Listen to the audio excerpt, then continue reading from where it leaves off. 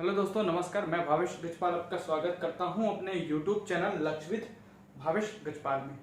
मेरे चैनल के साथ बने रहने के लिए चैनल को लाइक कीजिए, सब्सक्राइब कीजिए, साथ ही बाजू में जो बेल आइकन है वो प्रेस कीजिए ताकि जैसे ही मैं वीडियो डालूं आपको नोटिफिकेशन तुरंत दिखाए, आप ऑन कर सकें। ठीक है, आजकल मैं लाइव वीडियोज डाल रहा हूँ तो उसका प्रीमियर जो रहता है वो उसमें टाइमिंग सेट रहता है, तो आप एक निश्चित समय बांधकर या उस समय में खाली रहकर उस वीडियोस को देख सकते हैं। अब से जो भी वीडियोस डालेंगे वो पर्टिकुलर टाइमिंग के हिसाब से डालेंगे।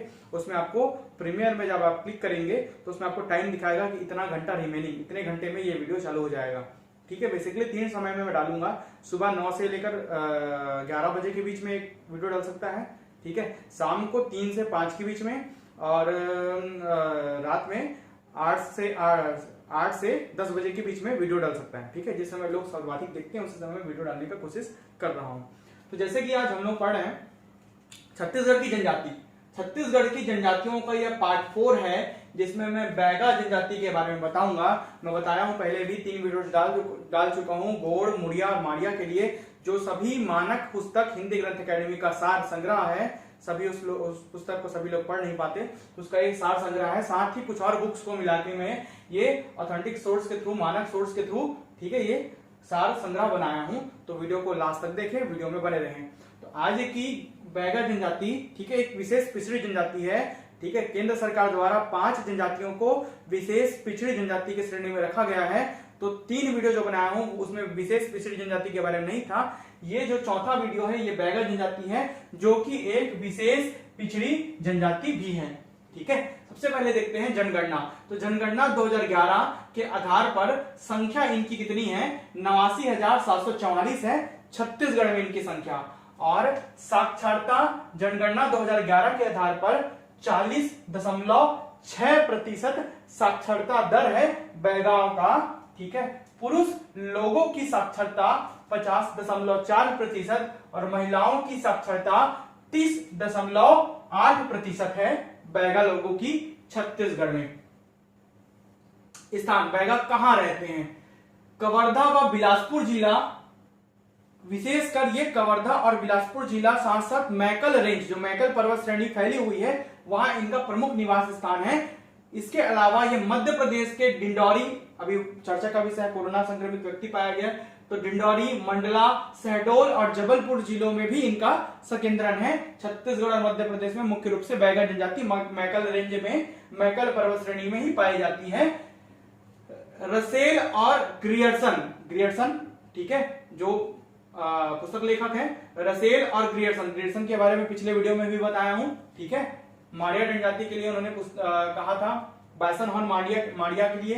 तो रसेल और ग्रियर्सन कहते हैं, मानते हैं कि बैगा जो है वो भूमिया या भुइया से अलग हुए समूह हैं।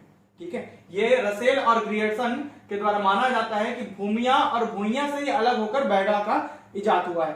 जबकि कुछ किंवदंतियां भी हैं, कहानियां भी हैं। उस किंवदंती में एक किंवदंती यह है कि ब्रह्मा जी जब सृष्टि की रचना कर रहे थे तो 2 व्यक्ति हुए।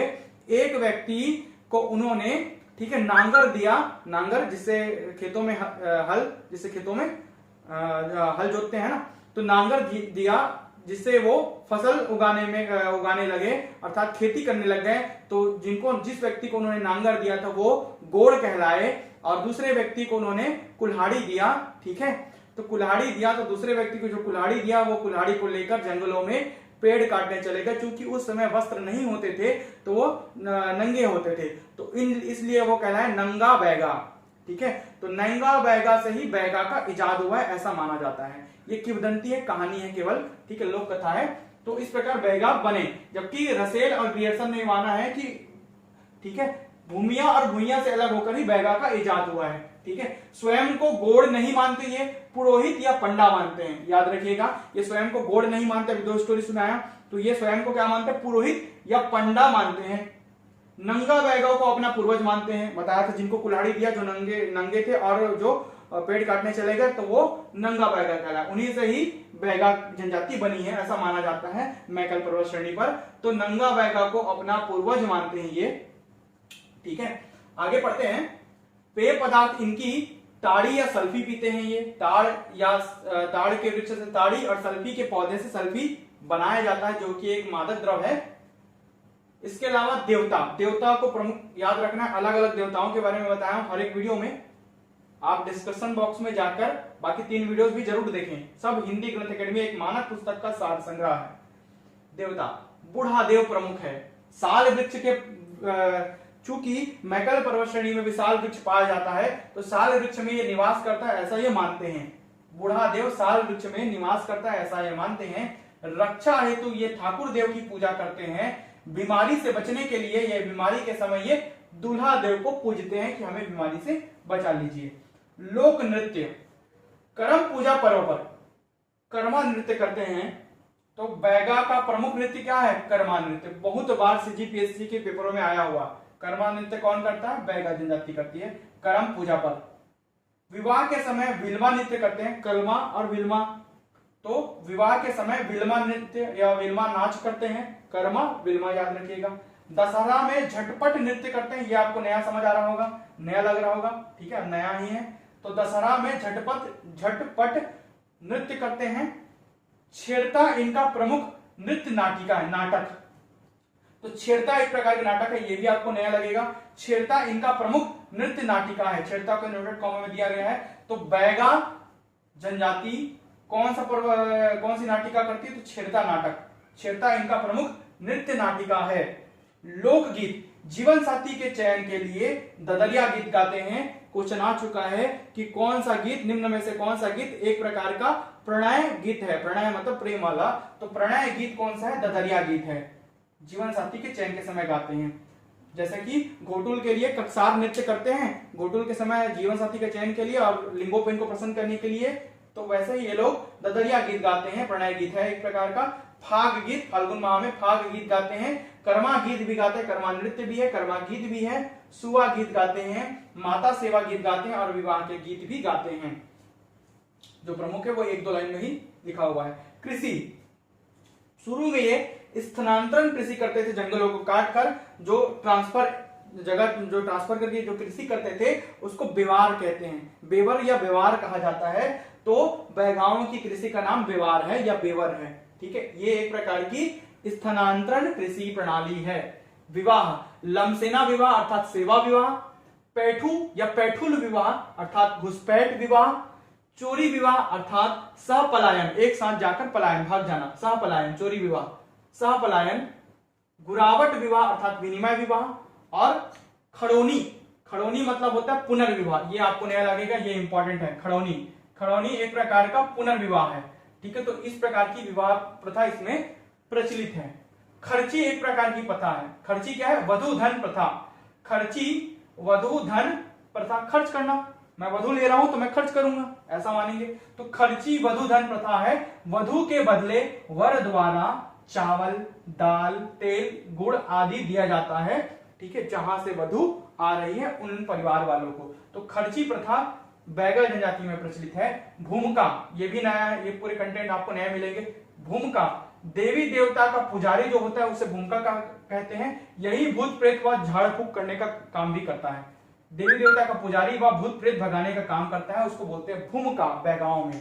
वेरियर एल्विन ने एक पुस्तक लिखी है द बैगास, सबका स्क्रीनशॉट चलेगा बाजू में।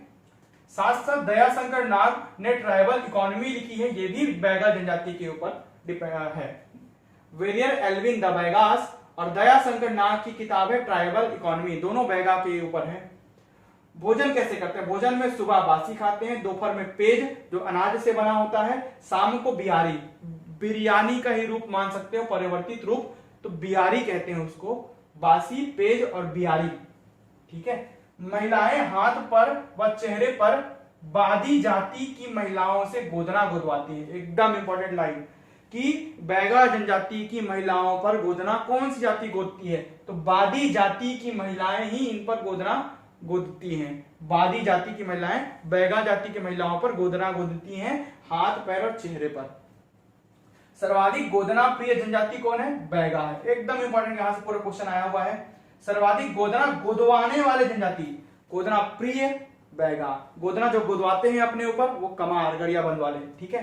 सर्वाधिक गोदना गोदवाने वाले जनजाति है कमार, लेकिन सर्वाधिक गोदना गोदने वाले जो गोदते हैं, ठीक ठीक है। तो गोदना गोदने वाले जनजाति है, देवार और ओझा, ओझा भी लेता है और देवार भी ऑप्शन पे लेता है। अगर कोई भी एक ऑप्शन में है तो उसको लगाएंगे, ठीक है, एक ही देगा ऑप्शन पे। सर्वाधिक गोदना गोदने वाले देवार या ओझा, सर्वाधिक गोदना गोदवाने वाले खुद के ऊपर कमार, और सर्वाधिक गोदना प्रिय जो मन में बसा के रखे प्रिय है वो बैगा।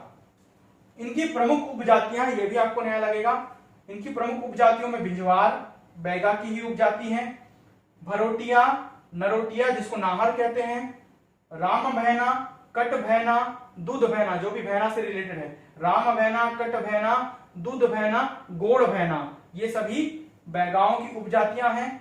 कोडवान जिसको कुंडी कहते हैं, कोडवान कुंडी, करका बैगा और सावत बैगा। कोडवान मतलब कुंडी, करका बैगा, सावत बैगा इनकी प्रमुख उपजातियां हैं।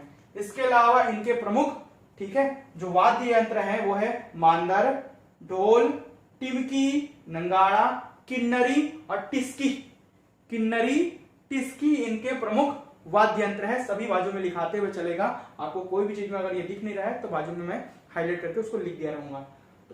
तो बिल्कुल कमेंट करके बताइए ये वीडियो आपको कैसा लगा। वीडियो को लाइक कीजिए, सब्सक्राइब कीजिए साथ ही चैनल को, और वीडियो को जितना हो सके शेयर कीजिए, क्योंकि वीडियो बहुत सारे ग्रुप तक पहुंच नहीं पा रहा है। आप अच्छा होगा कि आप वीडियो शेयर करें। Thank you.